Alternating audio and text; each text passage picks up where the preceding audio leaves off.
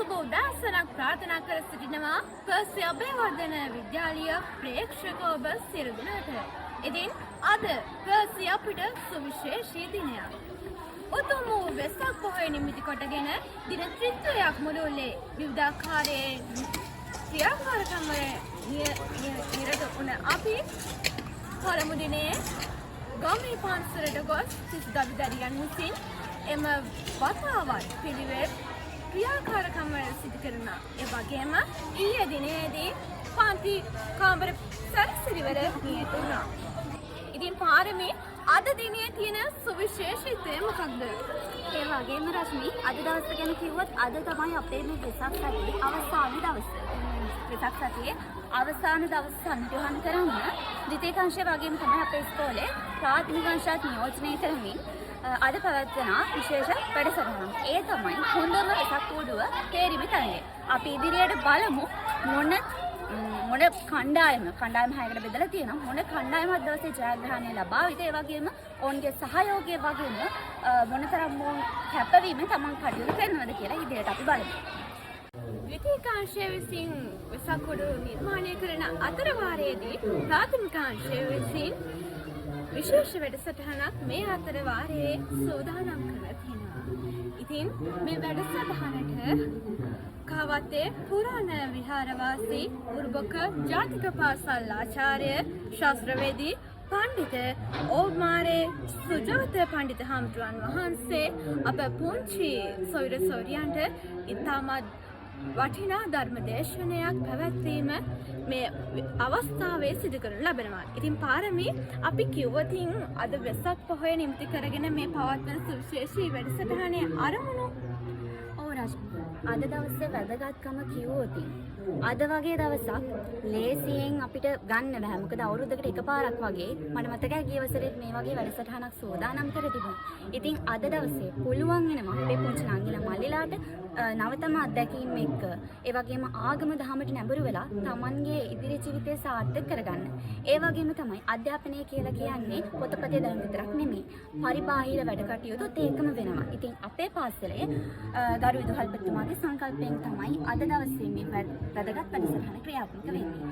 ඉතින් තවත් තොරතුරු අපිට දැනගන්න පුළුවන් වේවි. ඉතින් රශ්මි ඔව් පාරමී. ඉතින් අපි පර්සි වෙසක් සතියේ නවතම තොරතුරු ගෙන මේ බලාපොරොත්තුෙන් අපි දැනට සමුගන්නවා. අපි පර්සි මාධ්‍ය ඒකකයෙන් ඔබ හමුවට පැමිණි මම GH ඉමාෂා රශ්මි. මම PL පාරමී කෞශල්‍යා. විද්‍යාලයේ තුල මේ වෙසක් වැඩසටහන වෙනුවෙන් වෙසක් පුන් පොහොය සිහිපත් කරමින් ඊටාම වැදගත් උතුම් පින්කමක් සිදු කරන්නේ මේ ධර්මදේශනාමය පින්කමක්. එනම් මේ පුංචි දුවදරුවන් ඒකරාශී කරගෙන වෙසක් පුර පසළොස්වක පොහොය සැමරීමක් හැටියට තමයි මේ උතුම් පින්කම අද දවසේ සූදානම් කරගෙන තියෙන්නේ.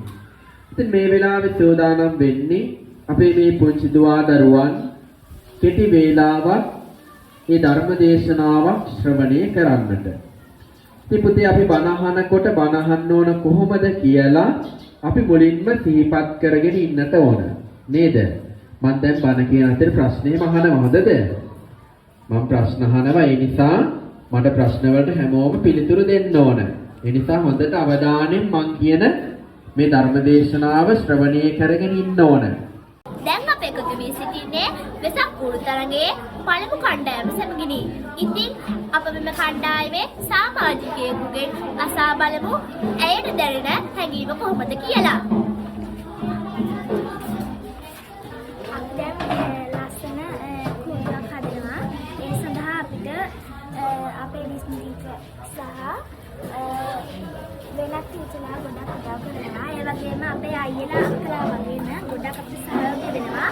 අපි ඉතින් බලාපොරොත්තු වෙන ලස්සන කූඩුවක් නිර්මාණය කරනවා. අපිට මේ ඇවිල්ලා ඉන්නේ අපේ දෙවන කණ්ඩායම ළඟට. ඉතින් අපිට ඉන්නවා මේ කණ්ඩායමේ නායකයා.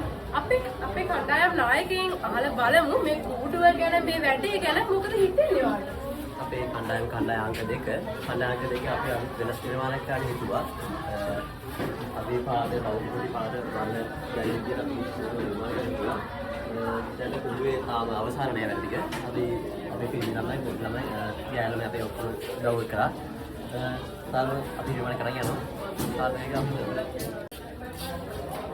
ඉතින් අපි බලමු තුන්වෙනි කණ්ඩායමේ කණ්ඩායම් නායකයා සහ කණ්ඩායම සමග වැඩ කරද්දී කණ්ඩායම් නායකයාට දැනෙන හැඟීම් මොනවද කියලා. හැඟීම් මොනවද? කණ්ඩායම් සමග වැඩ කරද්දී අපි මේ අලුත් විදිහේ නිර්මාණයක් කරන්න හදන්නේ. අපි සතුටේ 6 ඉඳන් 12ක් මේ වගේ දේවල් සංවිධානය කරනක හැමෝම සහයෝගයෙන් කටයුතු කරනවා.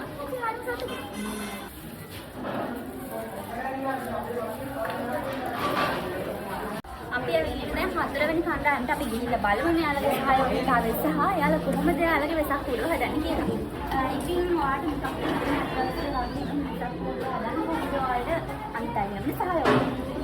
සහයෝග ගොඩක් ලැබෙනවා. අයියලා වෙන බඩ කපලා අපිට වෙසක් පුරව හදලා දුන්නා. ටීචර්ලා උදව් කරනවා. මේ අපේ වෙසක් පුරව හදාගෙන හඩ කරන්නේ.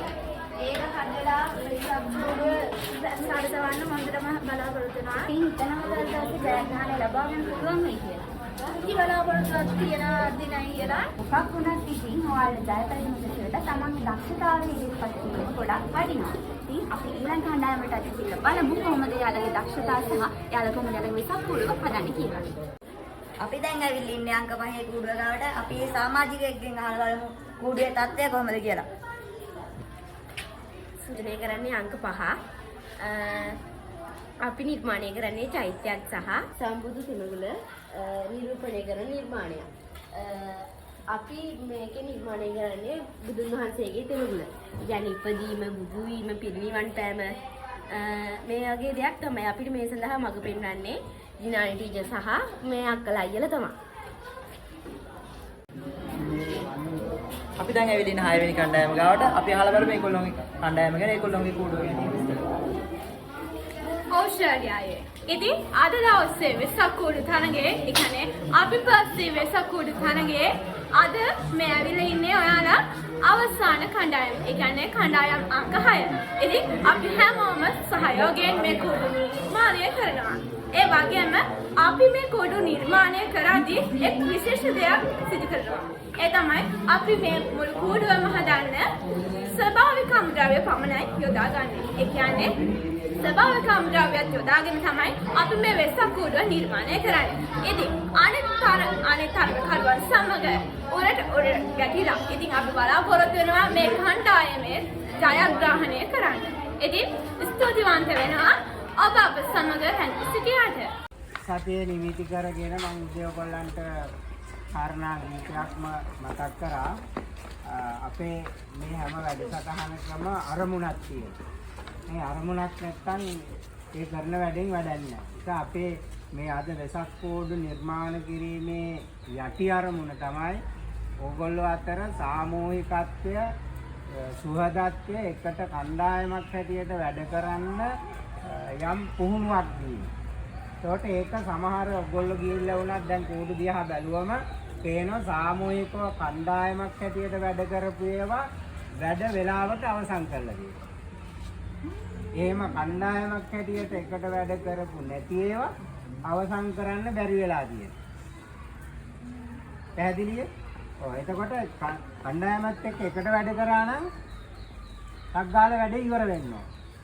සමහරවිට දැන් අපිව ගිය අතර මට කණ්ඩායම මතක නැහැ, එකක් තිබුණා ඉතාමත්ම ලස්සන නිර්මාණයක්. හොඳ නිර්මාණයක්. හොඳ අනර්ග නිර්මාණයක්, නව නිර්මාණයක්. ඒක කිසිම තර්කයකින් තොරවම එකටපත් වෙන හැබැයි නිමාවක් නැහැ.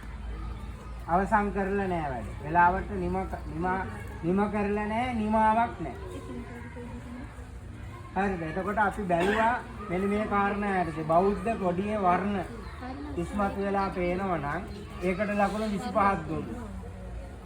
ඊළඟට නිර්මාණාත්මක බවක් තිබුණා නම් ඒකට ලකුණු 25ක් දුන්නා. ඊළඟට නිමාවක් තියෙනවා නම් වැඩේ අරින්මින් කෑලි එල්ලෙන්න, තැන් වලින් පේන්න, හිල් පේන්න, එහෙම නැත්නම් වැඩේ ලස්සනට නිමාවටපත් කළා නම් ඒකට 25ක් දුන්නා. ඊළඟට નિયમિત වෙලාවට අවසන් කරලා නම් ඒකට 25ක් දුන්නා. දැන් අර එක පන්තියකට sannivedanaya වෙලා තිබුණේ නැහැ, කොටුව අඟල් 12ට වැඩිපුර ගන්න කියලා. ඒ නිසා අපි ඒ නිර්ණායකය අයින් කළා 20 තිරිච්ච එක 25 දුන්න කරුණු 4ක්. නිර්ණායක 5ක් දුන්නනේ මුලින්. පහෙන් එකක් අයින් කරා. අයින් කරේ මොකද්ද? අර අඟල් 8යි 12යි තියෙන එක අයින් කරා. අයින් කරන්න හේතුව අර එක පන්තියකට එක සංනිවේදනයේ වෙලා නැහැ.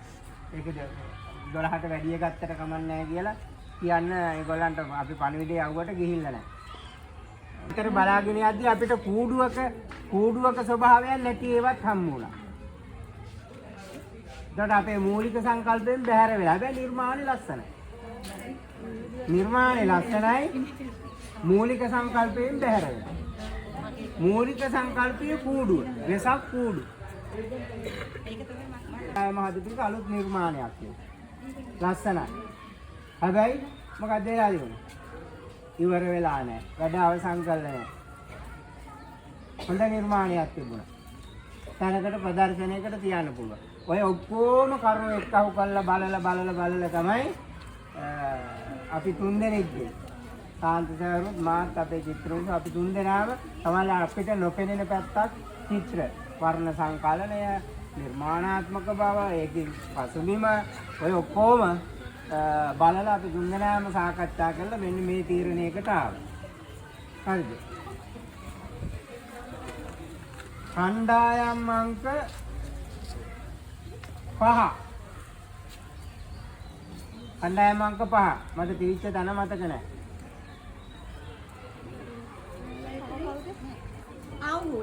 එදිරිසිංහ හෝල් එකේ.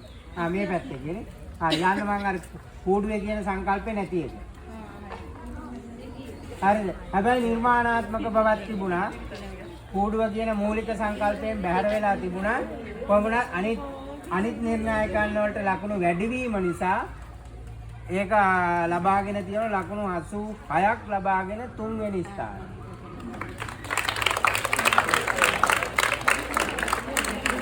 ඊළඟට අංක 4 කොයි දෙයකද? එහා ඉන්නේ. 4 මේ නැටුම් කාමරේ ළඟ. නැටුම් කාමරේ තියෙන බිස්නස් ළඟ. නැටුම් කාමරේ තියෙන අංක 4 කණ්ඩායම ලකුණු 89ක් ලබාගෙන දෙවන ස්ථානය යනවා. කණ්ඩායම් අංක 2 කොයිද? 2ද? කණ්ඩායම් අංක 2. ඒ හෝල් එකේ මෙහා කොනේ එක. ලකුණු 92ක් ලබාගෙන 1 පළවෙනි ස්ථානය.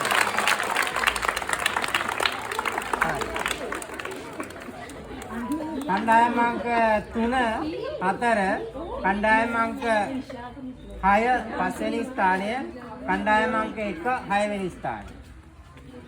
හරි.